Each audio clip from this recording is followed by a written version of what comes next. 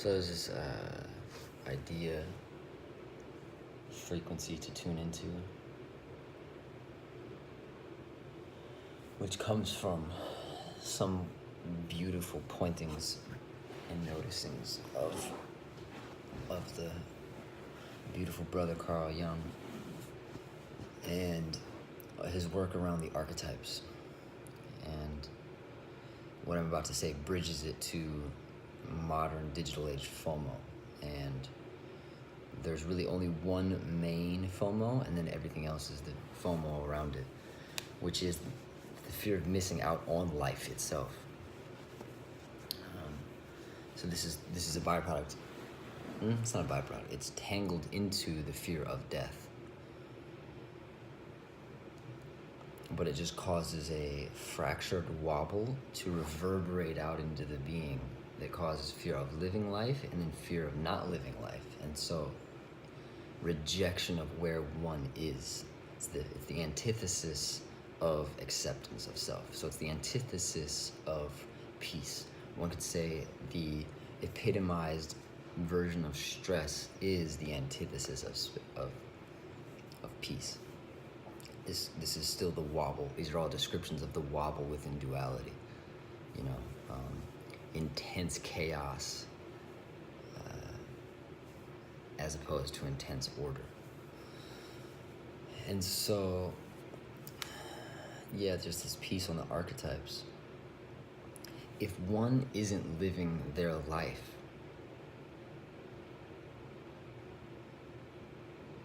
who was living your life? What are you doing? You are living life. You're in a body, you wake up, what are you doing? You're talking about you don't live life.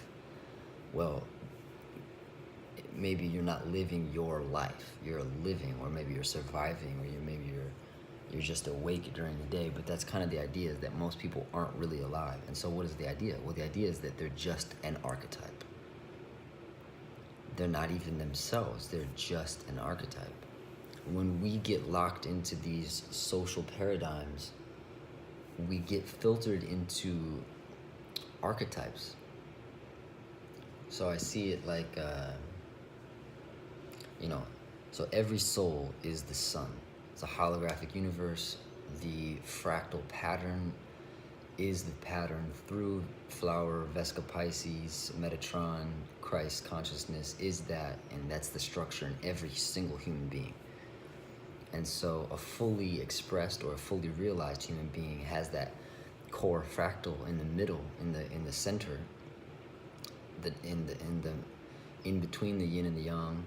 It is the Tao, it is the Christ, it is the yoga, it is to be, what's the Buddha frequency. These are all different depictions of it, but it's a fully realized and a fully expressed human being.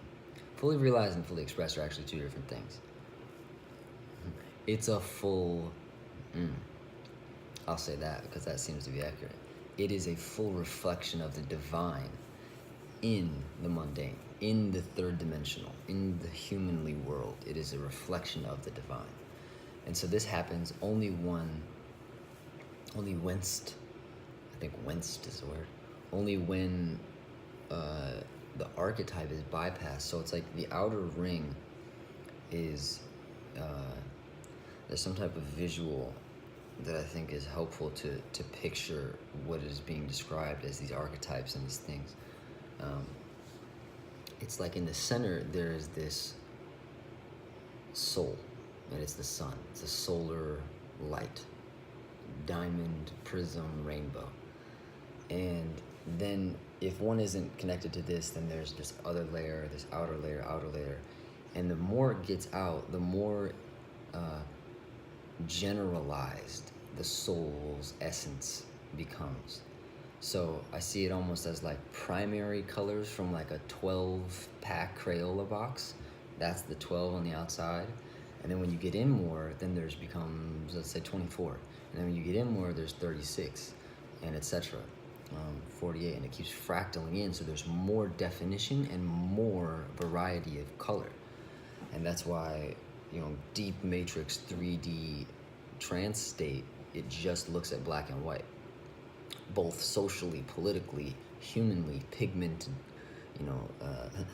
melanatedly, it just fractals everything into the most general, and so it points at all other humans like that, and it says, oh, that's this type of person, that's that type of person, and that doesn't give any opportunity for individuality or uniqueness, and it just categorizes people on these archetypes, like these general colors on the outer rim, like these general tones. They're not even, according to that lens, they're not even souls. They're just an ego, which is a dense black hole-like portal attempting to suck life through the senses, through the three-dimensional Maya illusion, attempting to suck its identity through its senses, through Maya. And in this idea of one of this moon axioms is the 1, the 2, and the 3, and so the 2 is the ego mind complex, and it's literally disconnected from the 1, disconnected from the Atma and the Christ within. And so it's functioning as if the 3 and the 2 are its only world. And these are people that,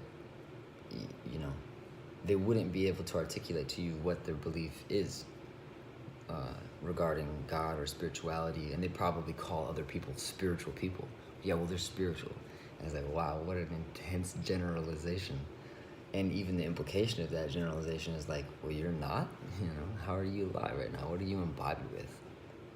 But so that's the idea of a belief system becoming this coding or this lensing that gets in the way of that human seeing truly.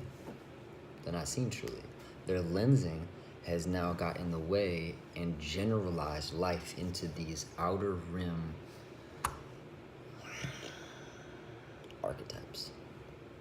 And everything has archetypes. Archetypes of color, archetypes of trees, archetypes of birds. Wow, that's kind of a different thing. When you go into the plant and animal kingdom, it almost becomes a more relevant, it arguably becomes a more relevant conversation, because there is something unique to the human that is expressing itself. That in nature, these trees right here, none of them are the same. Oops. These branches are so unique. There's these birds down there. Each bird is unique, but see, I don't know these birds.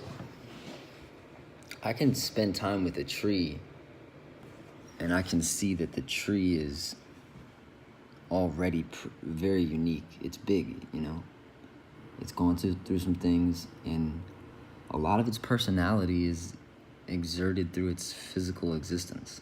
I can see it, This branch right here is like, whoa, and this up here has been through some things. Obviously, has been through some war wounds. Pretty sure, like, there's wind that's blown up. Those are obviously, someone cut those things, though. This tree's been through a lot. These birds, though, all I can see is the pattern that they seem to exert from a distance. I'd have to pay attention to them, and I'd have to study them to even distinguish them from their other type. Like, there's 3 of the little brown guys right over here. There's a couple cardinals I see, but I see 2 red birds. My lens sees 2 red birds. My lens doesn't see Bob the cardinal and Susie the cardinal. It just sees 2 red birds. So I think that's the idea of alchemy. That until alchemy occurs, the lensing generalizes, because the lensing is the human. So, yeah. I suppose this is a call and a reflection for the alchemization of the 3-dimensional lensing, so that the Atma, the soul, that which is you, which is also me, which is the I we share, the awareness we share of this experience. To allow that is to alchemize the human. Namaste.